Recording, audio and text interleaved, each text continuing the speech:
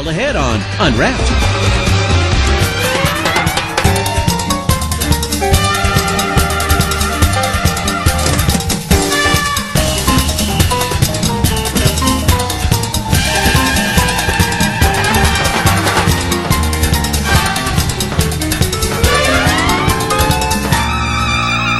Hi, I'm Sophia Blair, and welcome to Unwrapped. And today we're unwrapping The 100-Foot Journey. I read The 100-Foot Journey, a historical fiction novel by Richard Morris. Morris is an American born in Portugal and raised in Switzerland. After graduating from Lawrence College, he took an internship at PBS. He then moved to Brooklyn and took a job at Forbes magazine as a fact-checker and junior reporter, eventually moving back to Europe and becoming the European bureau chief of Forbes. He moved back to America in 2003 and left Forbes in 2009 after 25 years. In 2010, Morris published The 100-Foot Journey, eventually being adapted for film in 2014. He based the story off a town in Switzerland he visited as a child. Richard Morris now works as the editor of Barron's Pinto magazine, a marketing magazine.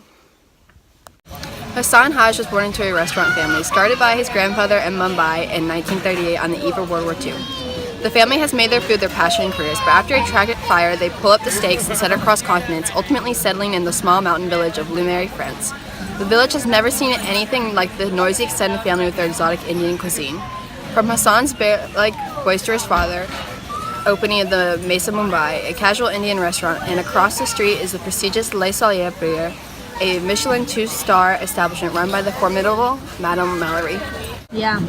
The two colorful restaurant owners wage war until an accident lands Hassan in the hospital. Madame Mallory regrets her attitude and takes Hassan on as an apprentice at the elegant French restaurant.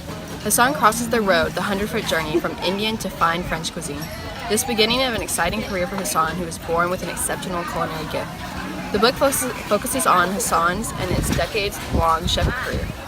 The clash cultures is a major element in the novel and is shown as Hassan's ethic. He and Madame Mallory slowly develop their relationship and continues to grow as a chef when he moves to Paris to start his own restaurant. The four main characters are Hassan Haj, Madame Mallory, and Margaret Bonnier, and Papa. Hassan Haj is the narrator of the story and the ultimate protagonist. As a child in India, he grew up in the family restaurant surrounded by life and cuisine. He's a guy who's inspired by everything and wants to learn. It is this work ethic that allows him to take off as a chef and be so humbly successful. Papa is Hassan's father and the owner of the family business. He plays the emotional heart of the story. His big heart is what protects his family and makes his food so good. Although he is unrefined, he serves as a great contrast with the elegance of France. His whole life is invested in his family, and he doesn't always agree with Hassan's choices, but he does his best for him.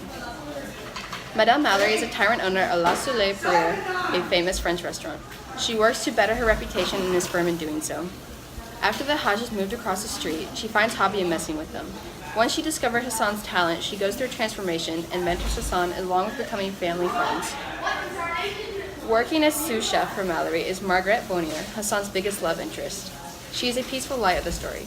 Her and Hassan start dating while she is mentored, and Margaret introduces him to French cuisine. You animal, Papa fumed. Look at you. You're nothing but a savage. Only the weak are. Madame, stop. Will you stop? But Mallory's fists and curses kept on flying unabated. You are scum, she screamed back. Filth. Papa was forced to take another step back, and now he was panting from his attempts to grab her arms. Get out of my house, he bellowed. None, Mallory yelled back. You get out. Get out of my country, you dirty foreigner. And with that, Madame Mallory gave Papa a mighty shove. It was a push that changed my life, for when Papa staggered back 2 steps, he hit me with his great bulk, and I in turn slammed full force into the stove. There was a scream and fury in arms, and only days later did I realize the yellow I witnessed was the side of my own tunic going up in flames. That's a wrap.